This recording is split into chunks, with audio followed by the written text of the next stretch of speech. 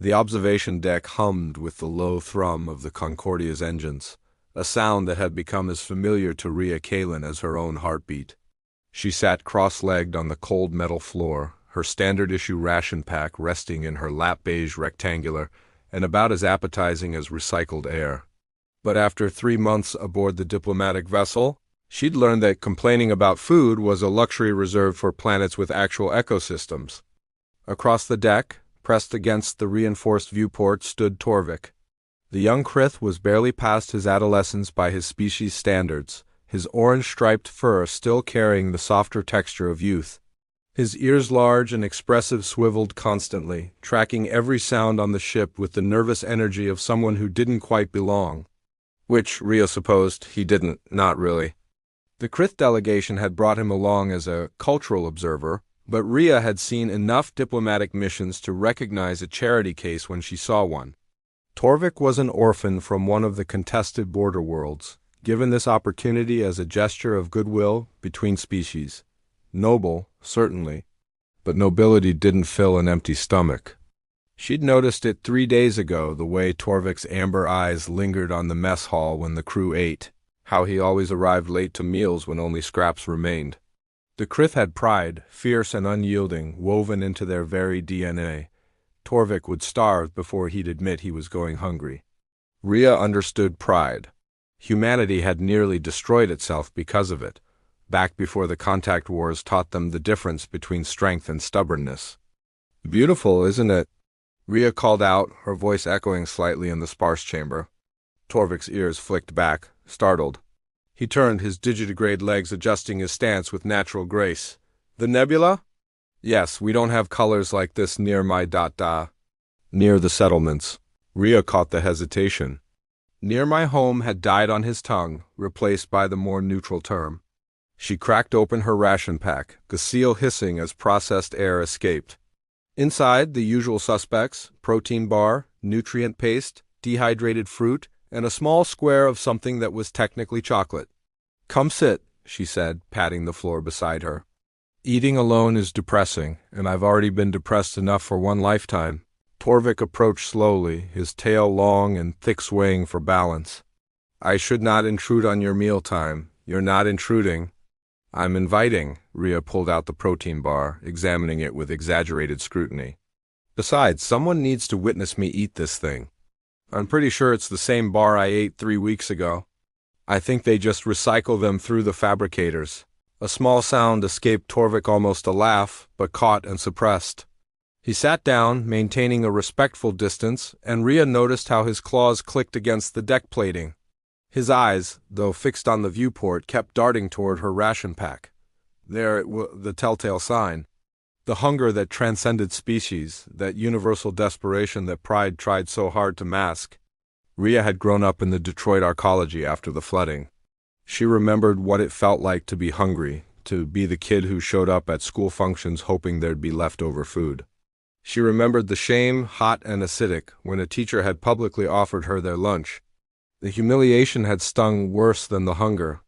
She wouldn't do that to Torvik. "You know what the worst thing about these rations is?" Rhea said conversationally, breaking the protein bar in half. "The portions. They give us way too much." "I can never finish one of these bars." She held out one half toward him. "You'd actually be doing me a favor." Torvik's ears pressed flat against his skull. I've already eaten." "Cool.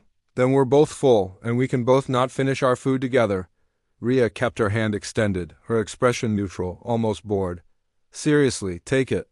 Otherwise it goes in the recycler, and that's just wasteful. My grandmother would haunt me." The young Krith stared at the offered food, and Rhea could see the war playing out behind his eyes. Pride versus need, dignity versus survival. She'd seen that same battle in mirrors back home, years ago.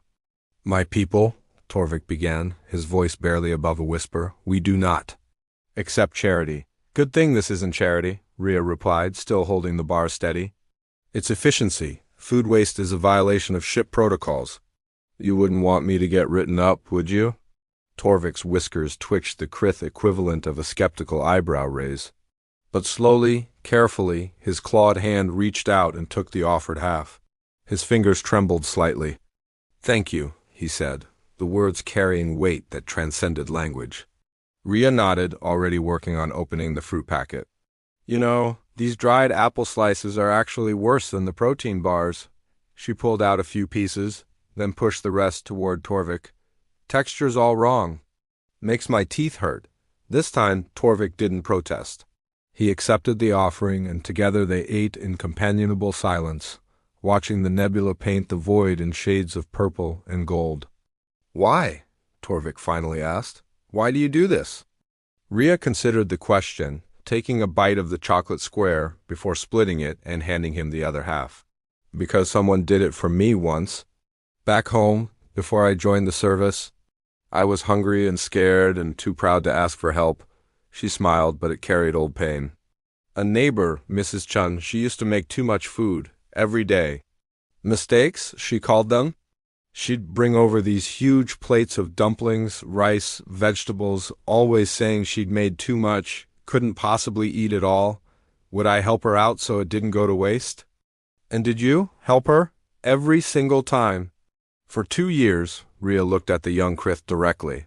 It wasn't until I was older that I realized Mrs. Chun was a cooking instructor.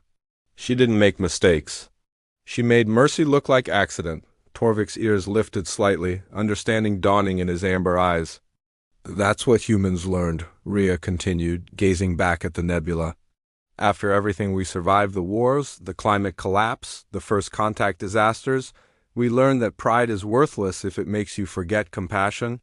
We learned that sometimes the strongest thing you can do is let someone help you.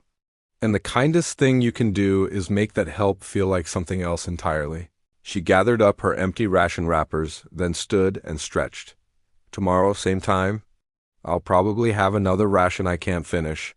Ship keeps giving me these huge portions. Torvik stood as well, his posture straighter than it had been in days. I would appreciate the company. Good, Rhea started toward the door, then paused. Oh, and Torvik. The Krith delegation gets their ration packs from Storage Bay C, right? Yes? Bay D has extras. Sometimes the automated systems miscount inventory. Sometimes you can just ... find food there. No questions asked. No records kept. Their eyes met, and in that moment, an understanding passed between species, between survivor and survivor. Thank you, Rhea Kalin. Thank you for helping me not waste food, Torvik. As Rhea walked through the corridors back to her quarters, she thought about Mrs. Chun, about Detroit, about all the small dignities that made survival possible. Humanity had learned its lessons in fire and flood and the cold vacuum of space. They had learned that mercy, dressed as something else, was the truest form of strength, and that sometimes splitting a ration before someone could feel shame was the most human thing you could do. Retriclod can make mistakes. Please double-check responses.